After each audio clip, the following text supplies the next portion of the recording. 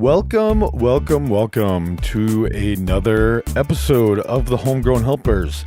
I am your host, Rob Smith, and this week and every week, I'm joined by home growers just like you. That's right. I interview home growers that have a story to share, some advice, some tips, some tricks to bring to you and help you improve in your garden. And this week, I have John from the UK calling in to really... We don't get deep into grow advice, but I am fascinated, and I hope you are, with not just how to grow cannabis in other places in the country, but what cannabis is like in other places in the world. And John, being from the UK and a longtime cannabis consumer, we go in a wide range of topics, but it's really about culture of cannabis in the UK and what growing cannabis is like in the UK. We definitely talk about some grow tips and advice and, had a great time talking about all of the stuff with John. I think you'll really enjoy the interview. There's lots of great stuff in there. John and I have a great conversation. I also have to let you guys know about all of the giveaways that we have going on with Growcast, the Homegrown Helpers, and mygrowpass.com. So first up is our current listener giveaway. You can find all of this stuff in our link tree. linktr.ee/growcast, link in our Instagram bio. First is the listener giveaway. It's this 2-week stretch is 5 $50 gift cards from our friends at Green Craft Distribution. So all you have to do is enter in your information, email address, name, and 5 winners drawn on the 20th, I think, somewhere around there, the 16th, sorry. So next Wednesday, so there's a week from today. So there's also a Dino Myco sample. Head on over to growcastpodcast.com/Dino sample. And for just paying shipping and handling, you get a free full bag of Dino Myco. Now, these guys are going to be partners with us starting on July 1st. But right now you can use the code GROWCAST and save yourself 10% on any of the products at their Amazon store, and you can find that at growcastpodcast.com/Dino Myco, DYNOMYCO. But get a sample, growcastpodcast.com/Dino sample. Get yourself, just that stuff for shipping and handling. What else is going on? We're less than 2 weeks away from opening the doors to membership again. We're accepting new members in at mygrowpass.com. You can start a 3-day or a 7-day trial for $3 anytime you want at mygrowpass.com/sign up and get a little taste, get a little glimpse, and be ready to rock and roll. We're going to open those doors on the 22nd of June, and they'll be open for 2 weeks. So if you're interested, hop on in and grab a membership as soon as possible. So the last thing is I just want to give a shout out to all of you guys for the ratings and reviews that you sent in. I'm so incredibly appreciative. We got 15 or 16 reviews. Shout out to Jason and Timbo for their review of the podcast. They won themselves some People Under the Stairs genetics. Really can't appreciate it enough. Growcast, amazing response. You guys are just some amazing fans, and we really are super, super thankful. We're going to wrap this up with just a note from Buxton Hollow Farm, buxtonhollowfarm.com. Check out all of their supercharged biochar, their compost tea kits. Use code GCL, that's for Growcast listener, 10, GCL10 at Buxton Hollow Farm. You get yourself 10% off, while all of our members enjoy 20% off their purchases. These guys, if you're an organic grower, follow along with Hoda Herb on Instagram. He uses these products in his rotation, and I talked to him the other day. He's very happy with the results that he gets from them. So, we'd love to help you guys incorporate organic practices, and this is one of those partners that helps us do that. So GCL10 at Buxton Hollow Farm. Without further ado, we're going to kick it over to our friend John from the UK and this week's interview. Thanks, guys. And welcome in, boys and girls, ladies and gents. We are here with John from the UK. Where in the UK are you, John? Well, I'm originally from Liverpool, but I now live in a entirely different part of the UK. Western, northern, southern, eastern. Can you give us that? Southwestern, Southwestern. You even got more specific for you guys. the bit that gets the best weather. Best weather. We were chatting weather before we hit record here, and the best weather means that it's 65 and overcast, and he's perfectly happy with that. So, John, welcome to the show. We've had a great time connecting so far. I think this is going to be a great interview. So, welcome to the Homegrown Helpers. Thanks very much, Rob. Absolutely thrilled to be here. So, John, you've been a long-time listener of both Growcast and the Homegrown Helpers, so you know how this is going to go. So why don't you start us off and just tell us a little bit about yourself and walk us through your grow room, and start us off with yourself and your history with cannabis first, and then we'll get to the grow room. How's that? So who am I? An existential question if ever there was one. Well, my name's John. I'm originally from Liverpool. Liverpool is, to give it some context, is probably the Humboldt County of the UK, but without the trees. So there's probably more cannabis grown in Liverpool than the rest of the country, the UK, put together. I'm a husband and a dad. I'm a music graduate. I'm a model shipwright. And I've been smoking cannabis for almost 40 years now. And I've been cultivating it for the past 5 years. Nice. My grow setup is very simple. It's small. At the moment, I'm in the process of making something much better and much more suitable. So it's very much a temporary grow because I moved in the last 18 months. And so I'm living out of a 3x3 tent. I use an Invisible Sun full spectrum LED light where it draws 340 watts. It uses the Samsung Horticultural LM301 chipset, and it also has near and far reds in it. It's about a 340 watt draw and is an excellent light all round. I use fresh Hyperfan. I've got dehumidifiers, humidifiers, an oil-fired radiator. Being in the UK, cold is a bigger problem than heat here most of the time. I have more wall and floor fans than I know what to do with. I also use a VPD monitoring system as well as all the usual things such as carbon filters, hygrometers, and so on. Wow, it sounds like you spared nothing in this tent and room setup. So you just moved in the last 18 months, and did you have your room dialed in at your last location? It sounds like you've invested lots of time and effort into this. Yeah, I mean, at the last location, it was absolutely perfect. Had everything just how I wanted it. And I mean, even with all the bits and pieces, like all growers, you don't just go out and splash thousands of pounds on it. It's a very gradual thing of accumulating all of your gear over a period of time. Mm-hmm. And it's really about sort of deciding what's the really important things to spend your money on in the beginning, and then sort of accumulating all the other little bits and pieces as you sort of go along. Yes, totally. There's a starters pack, and then it's, an intermediate build, and then an advanced build. And then even past that, it's like, well, I've got everything I need, but I like the better ones. Maybe they're, more accurate or, finer tuned, or I think with the passage of time as well, Rob, that you learn what the good things are, what the bad things are. You just have a bit more knowledge, and that helps all around to sort of make the right decisions. Totally. Very good point. You also brought up another good point that I wanted to touch upon. You said you've been in your current location for 18 months. Was that correct? That's right, yeah. Yep. So, it brought up a thought that I just want people to consider, that when you're moving to a new location, like maybe just try things out for a little while. Set up a tent or set up a semi-permanent grow and not go full force, so that you can kind of see what that space does in different seasons. And it might adjust how you want to build the room or design the room, knowing that your basement gets really, warm during the winter and really cool during the summer and has really bad airflow in this corner. So maybe you want to go over here. So, John's kind of taken that, the perfect approach, in my opinion, and getting ready to build up that perfect space. You're ready to build up that perfect space, right, John?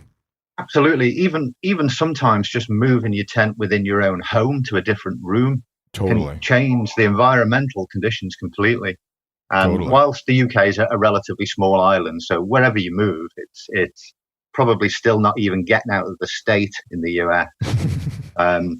There is a vast difference in terms of temperature, humidity, particularly those types of things, and that they just completely change your whole approach.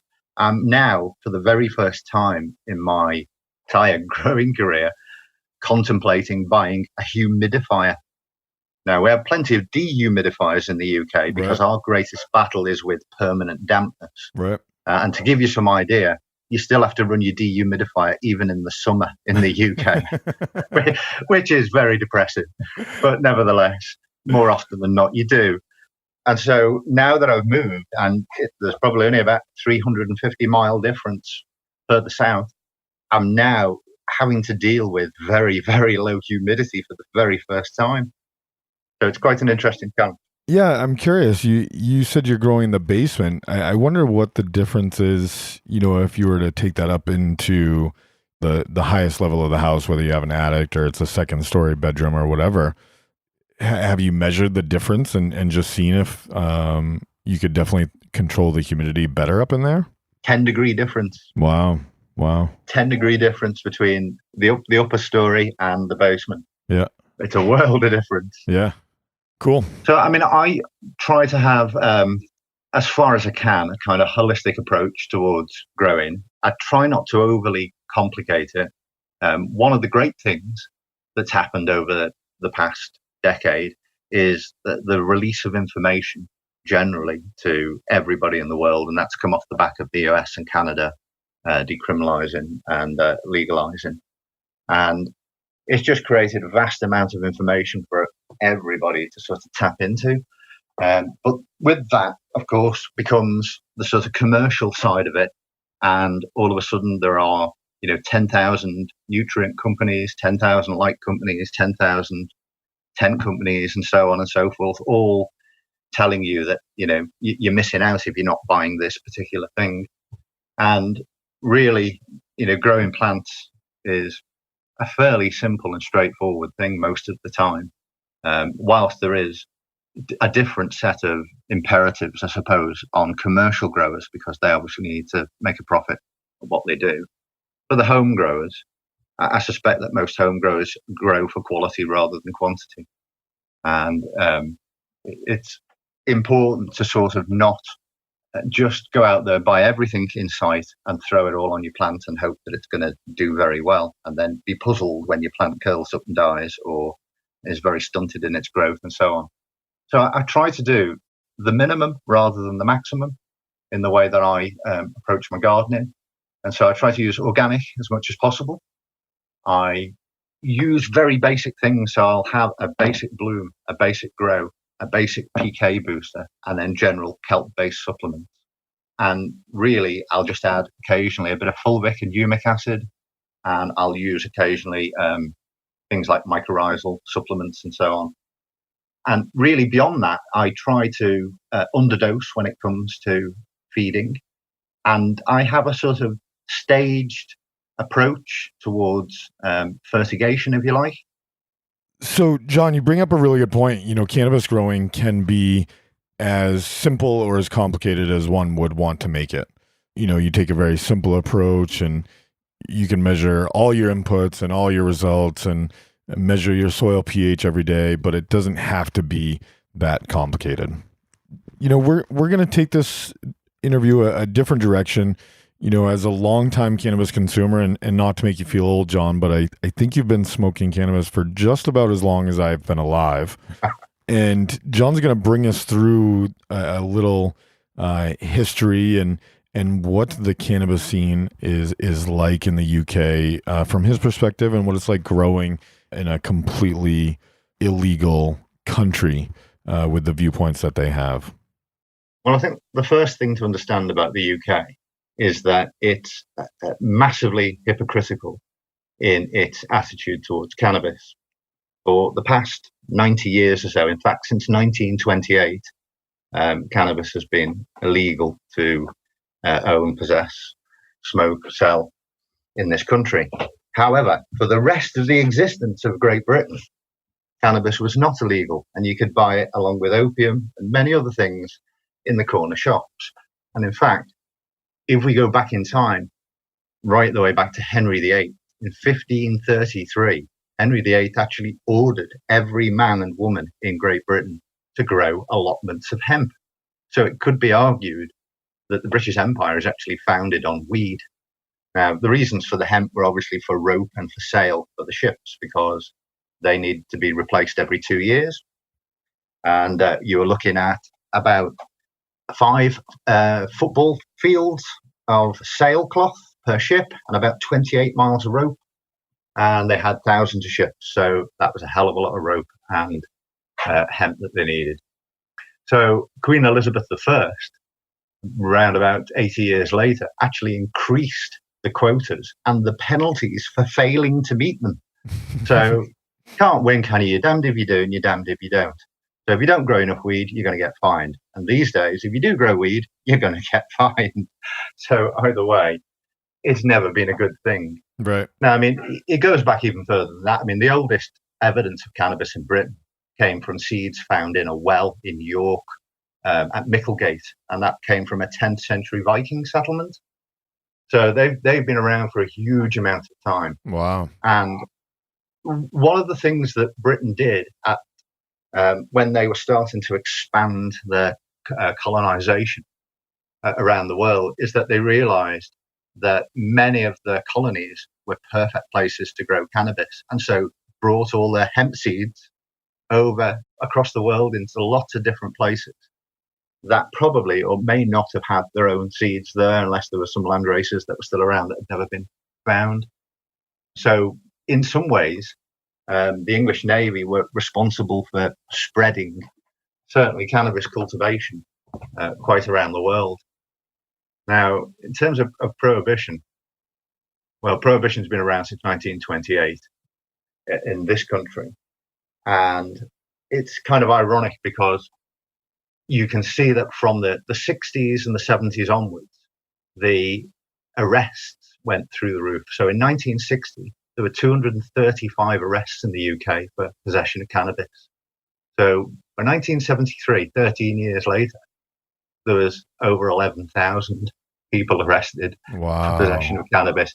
Today, they estimate there's between 5 and 10 million users in the UK. Now, that's roughly 20% of the whole country. Now, today, it's currently a Class B drug, but it's bounced up and down over time. It used to be a Class C drug at one point, but now it's a Class B drug. Class B drugs are things like amphetamines, methadone, ketamine. So it feels ridiculous to have cannabis included within that, but that's where it currently is at. Now, having said that, if you did a survey in this country, maybe 10, 15 years ago, of attitudes towards cannabis, the people in this country would be vehemently anti-cannabis because cannabis in their mind was a drug with inverted commas at either side of that word. And they saw it with all the negative connotations that's come from all the political spin that's been thrust at us over the past 100 years or so. When you look at surveys taken today, 67% of people in the UK have no difficulty with cannabis and think it should be legalized. That's a vast change around in public attitude, bearing in mind that a lot of Brits are quite conservative in their views. They're not really going to go out on a limb. And in addition, we've had different police forces now around the country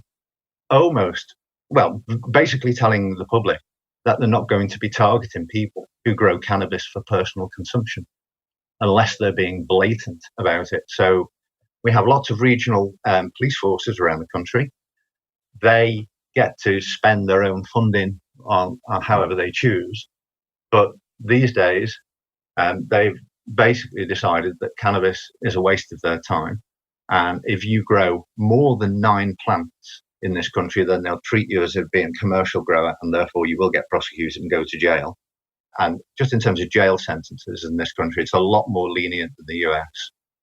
Still not great, but nevertheless a lot more lenient. So the maximum sentence in this country is 14 years for cultivation, and the maximum sentence for possession is 5 years.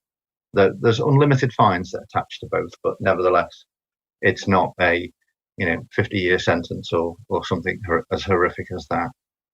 Now, a lot of the police commissioners have actually come out and said they will not be targeting cannabis grown on a small scale. They will not be targeting people who smoke it. We've had quite a few very leading policemen come out and basically advocate for the legalization, particularly of cannabis. And there's a particular chap called Arthur Jones. He's the Police and Crime Commissioner for North Wales. So he's the man that tells all the senior police officers what they should be doing. And he went to Portugal in 2017. He learned about Portugal's decriminalization model.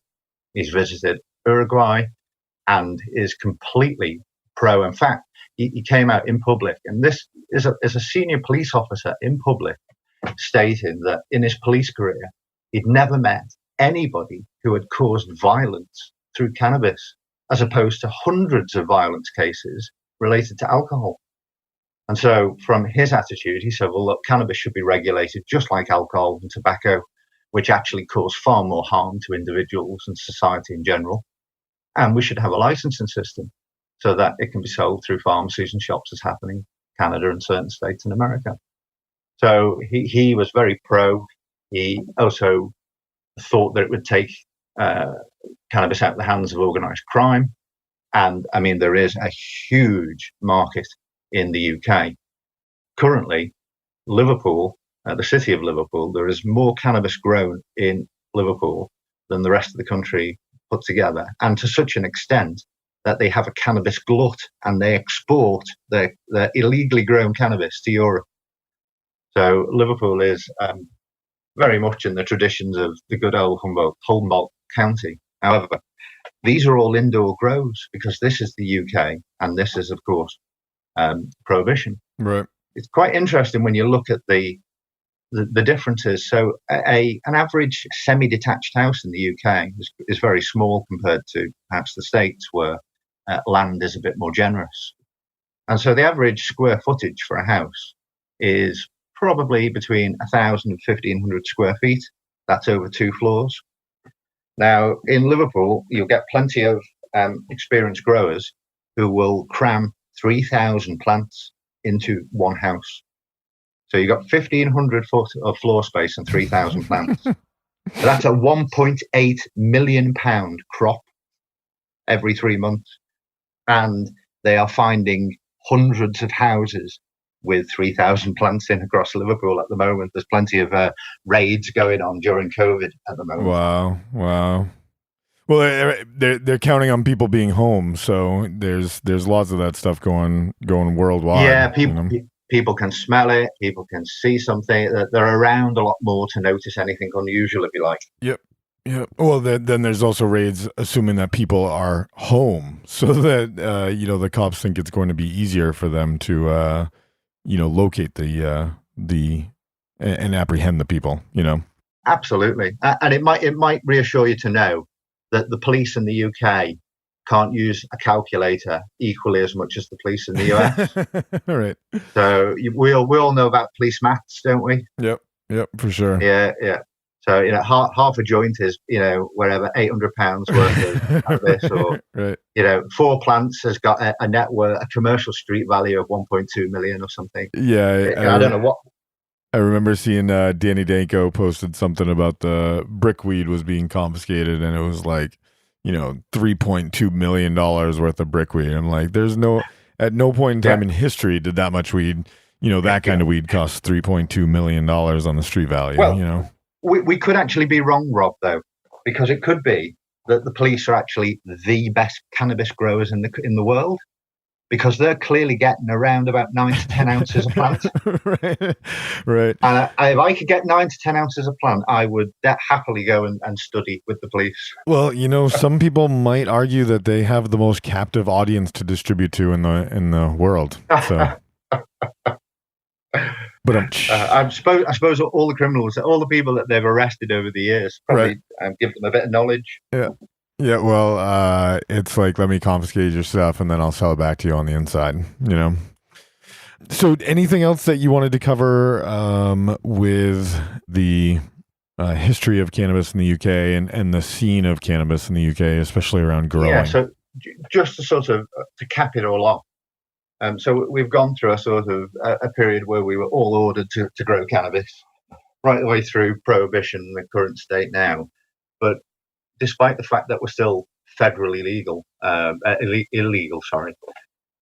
what we're seeing is the police are now starting to change their approach and their attitude. They're not looking to target cannabis people who grow cannabis or smoke cannabis, because they were very easy targets for them in the past to sort of boost up their arrest sort of quotas and various other things that they've got to follow. So that's kind of changed. We're now starting to see the public change, and crucially, we're starting to see MPs, Member of Parliament's attitudes changed. And I think last year, a cross-party group of MPs, I think it was the Labour Party's David Lammy, Conservative Party's Jonathan Jangley, and the Lib Dems Sir Norman Lamb, all travelled to Canada to look into the whole process of legalising cannabis and how it's worked in Canada. And when they came back, they pronounced to Parliament that they thought it would be fully legalised within 5 to 10. And we're getting the same kind of attitude that's coming from the major broadsheet newspapers as well. So papers like The Guardian, they're sort of, again, very sort of pro-cannabis or really not anti-cannabis in any way. And they can see that a lot of the arguments that are currently thrown out there have no sort of scientific basis whatsoever. And we have people like Dame Carol Black, who's part of an independent review of drugs and crime in the UK. And she has, again, said, look, we need to have a review of this, and we need to take into account the effects of the change in the drug laws in Portugal, the US, and Canada. So we're hopeful that attitudes, while still moving quite slowly, are changing. Because if you went back 10 years ago, you would just find that the entire old anti-prohibition type attitude towards cannabis within this country, but at every level, with the public, with the police, with the MPs, all these things are starting to change. Good. Well, we can all hope for the change, and more than hope, be part of the change that you wish to see in the world. This goes for everybody in the U.S. that's still in a legal state, and anybody listening internationally. Like, it's up to us, and it's up to you to be a part of the movement that legalizes this, not just for you, but for everybody. We all have to do that. The people before us got us to this point, and we have to continue to push that ball across the finish line. So I think thanks to the US and Canada, the cannabis community has gone from being a parochial community to a global community. We're now a global cannabis community. I regularly connect with people from the US, from, as you say, South Africa, from South America, from all over the world. And it's really just through the medium of cannabis that we can now do that. Whereas in the past, we were left in our prohibited little parochial circles and had to keep everything secret like Fight Club. Yep. Well, you can thank the US for one good thing lately. But moving on. Don't need to get into political aspects right now.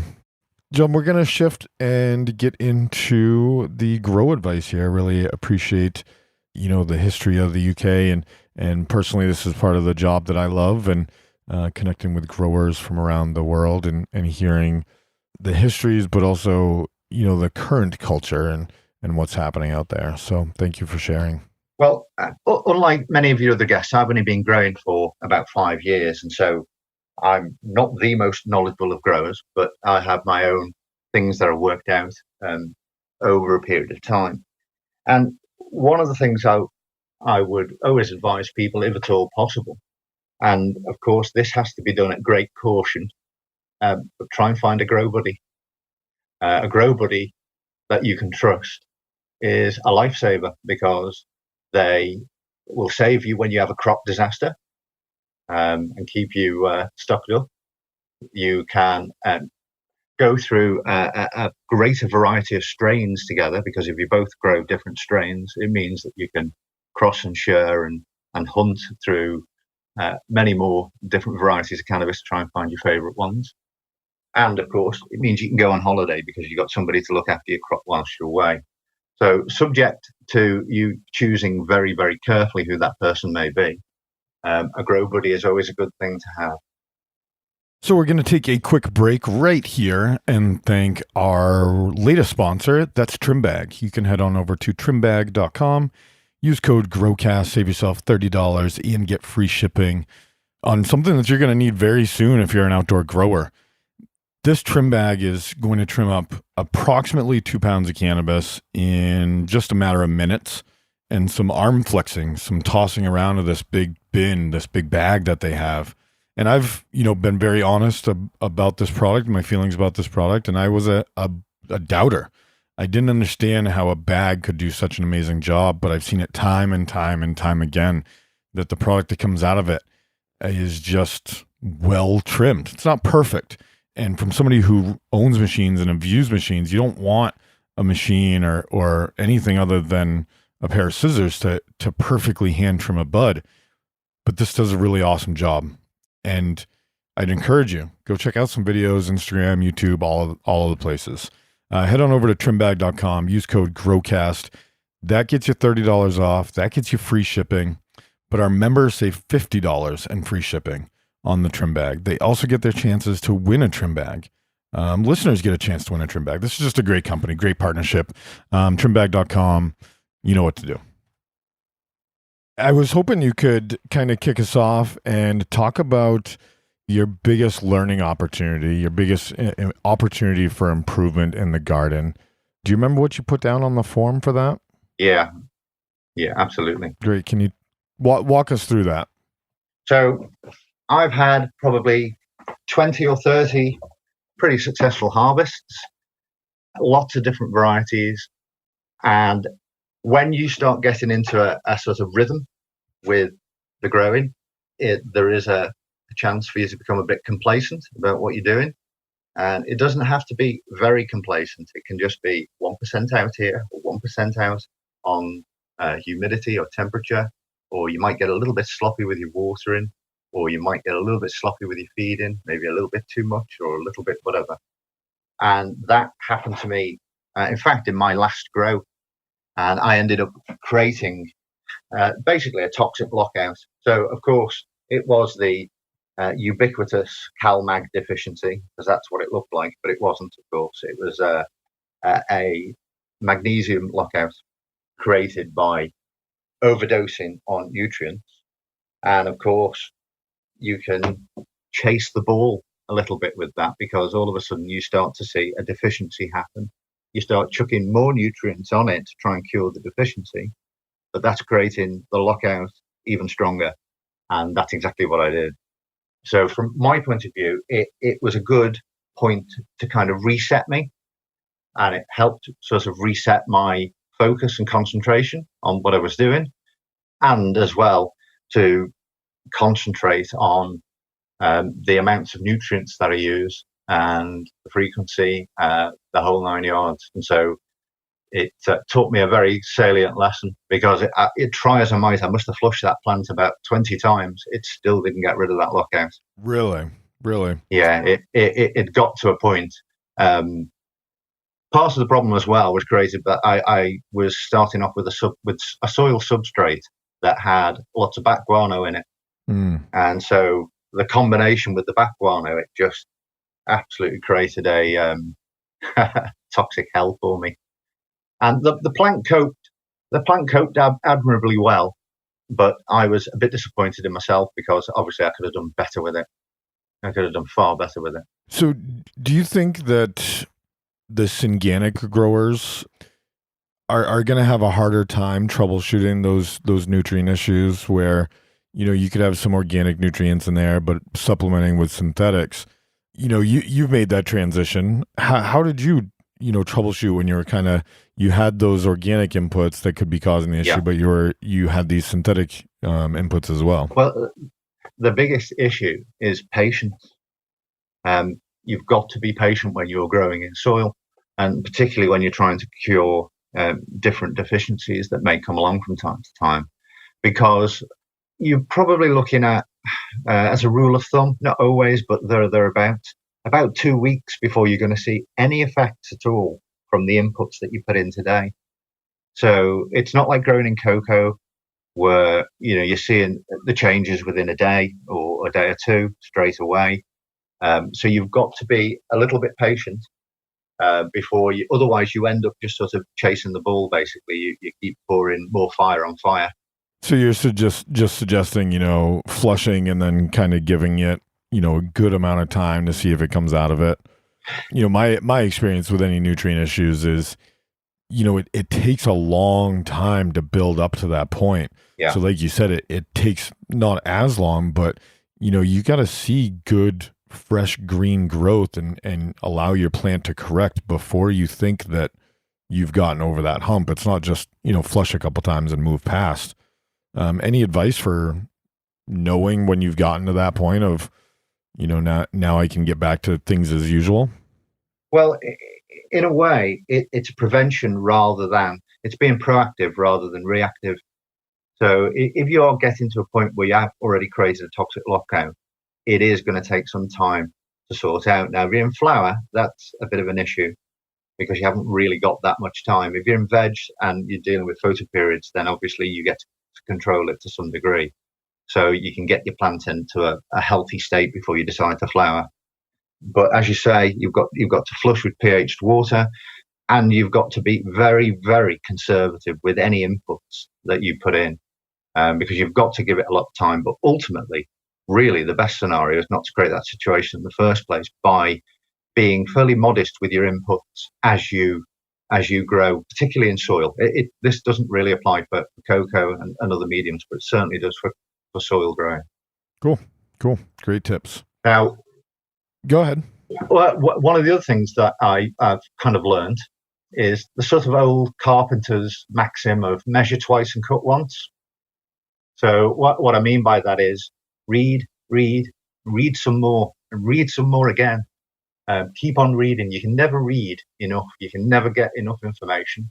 Online, be slightly wary of what you read because I would say use reputable vendors rather than forums. So if you go to the vendors, lots of vendors have lots of grow advice, lots of really good stuff that's actually based on science and bro science. There's some bro science out there that still works and works well. It's not just science. But I think that you need a bit of experience first before you can sort the gold from the garbage on the forums. Otherwise, you just create a worse situation by taking the wrong advice and not knowing it's the wrong advice. So read. Look at where the advice that's being given is consistent in different places. And that's the advice that you should adopt in the interim. And then, of course, comes your own experience, because ultimately, plants are not robots. They don't grow exactly the same every single time. You have to react to your own plant.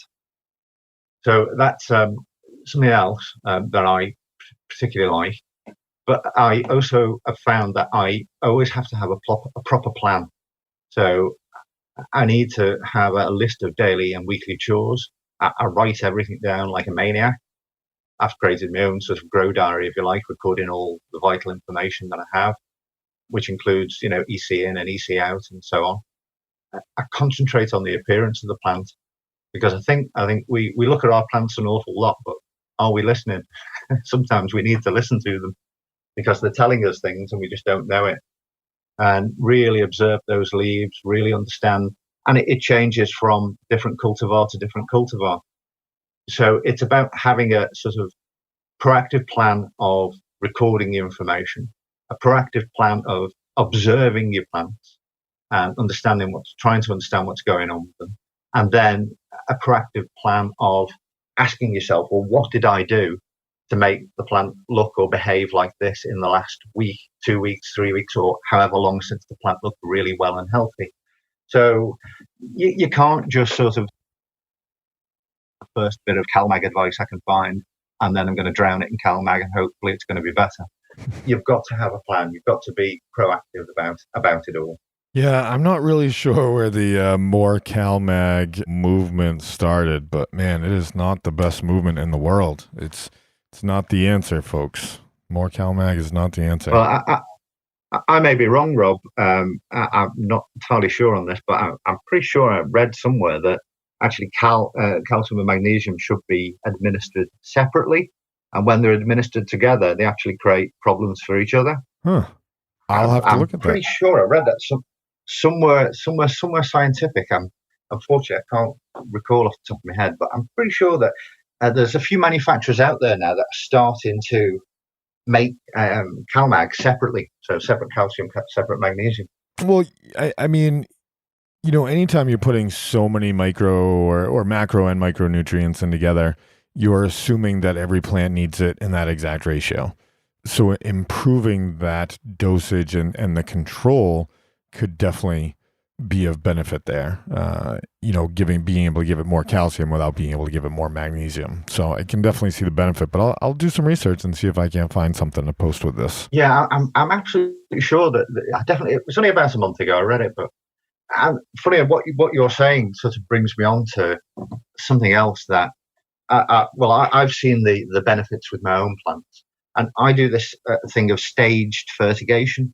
So when you feed your plant, you can chuck everything in there if you want, and chuck it on your plant, and the plant can deal with it. But it's going to have a very high EC level. It's going to struggle, if you like, to absorb everything that it wants, and there's going to be a certain amount of wasted nutrients because the plant will know at any one given time what it needs. And that's what it will be focusing on rather than just trying to suck up everything that's out there. And so I have set days where I do my primary nitrogen-based feed, if you like.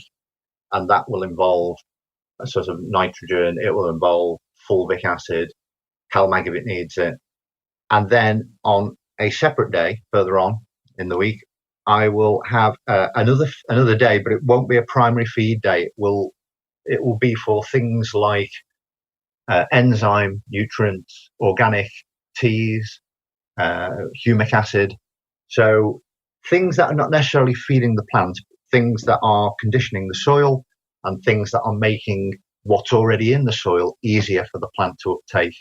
And between the two, what I find is that on my feed days, I have a fairly higher EC, and on my, I suppose my rest days, it's a much lower EC, and the plant seems to like not being overfed, if you like, all the time. It likes that breathing space where it's getting mostly water with just a few other things to improve the soil. Totally. And I found that the plants actually grow more vigorously and they look healthier when I do that, as opposed to just pounding it with a heavy feed every single time with the occasional flush day.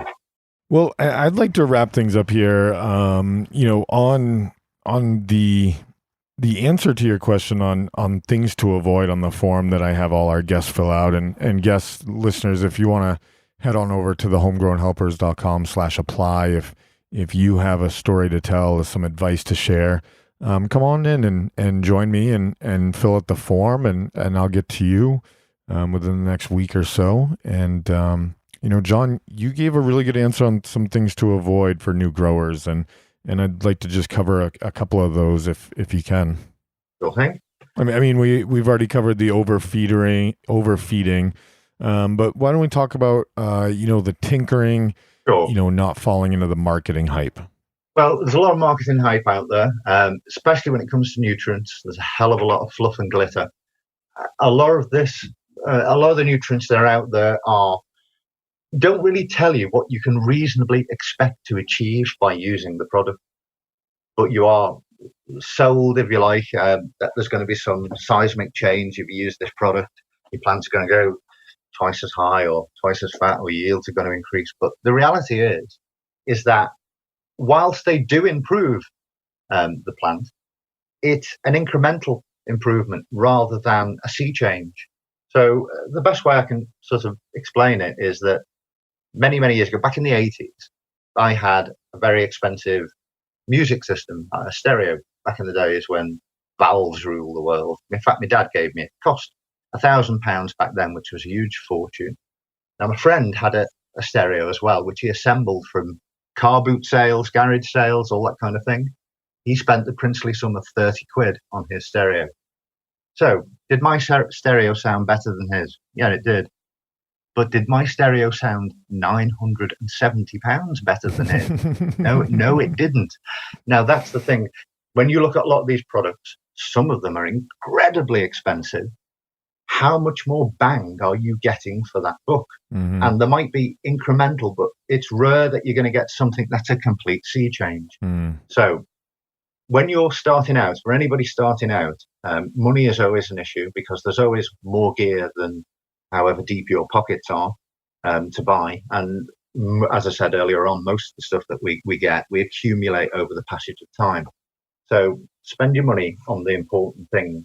And the important things for me are the best possible light you can afford. I mean, if that blows the budget, that's the thing you need to get. Then you need to look at the best genetics that that are available. And then I'd probably say a good quality pH pen. And you're pretty much cooking with gas. The other things like tents, extractor fans, EC meters, nutrients, you can compromise on them and buy cheaper ones. But I think for genetics, light, and a pH pen, spend the money. Certainly in the beginning, that will keep you on the straight and narrow, and it will give you enough success and time to start accumulating the other things and to be encouraged. The other thing I would say is that less is more quite often when it comes to feeding. So a feed chart will say week 5, 2 milliliters, week 6, 3 milliliters, week 7, 4 milliliters, and so on. And we're kind of force feeding the plants really a little bit. And I don't know whether it's psychosomatic for me, but I actually think it affects the smell and the taste of the plants. And that when I probably use about half dose of whatever the recommended manufacturer's dosages are.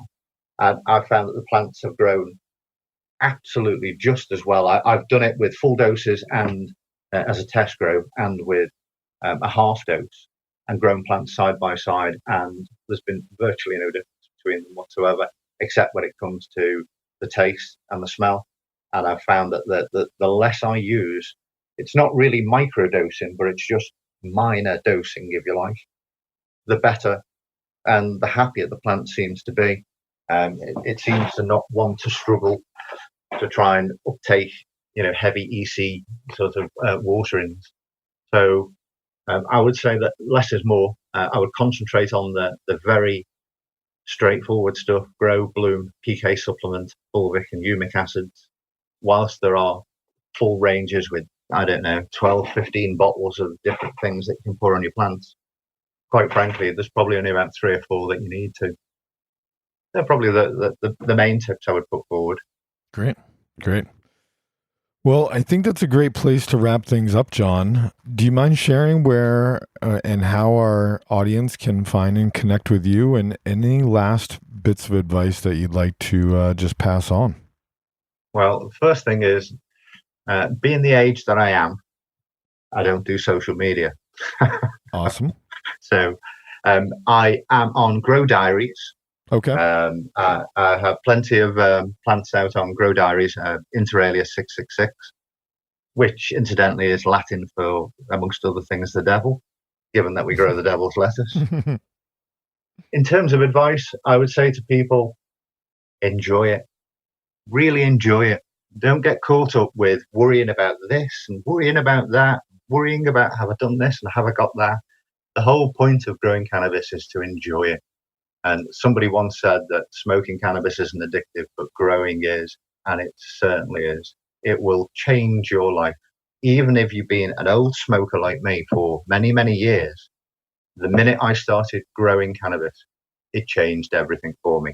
It changed my outlook. It changed my attitude. I feel like I'm a healthier and happier person these days.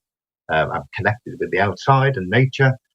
It does things for you that you don't even probably realize that it will do for you. So really, really enjoy the damn thing. Awesome. Those are great last bits of advice, John. So thanks so much for joining me. And that was Inter alia, and I'll put this in the show notes, 666 on Grow Diaries. I know we got some audience that listens to or is on that platform as well. So check them out. Check out John's Grow. And thanks so much for joining me today, John. I really appreciate it. Thanks, Rob. It's been an absolute thrill and a pleasure. Absolutely. And audience, will just end on, if you like what you hear, make sure you give us a rating and review and subscribe and share the show. Thanks so much, and we'll talk to you later.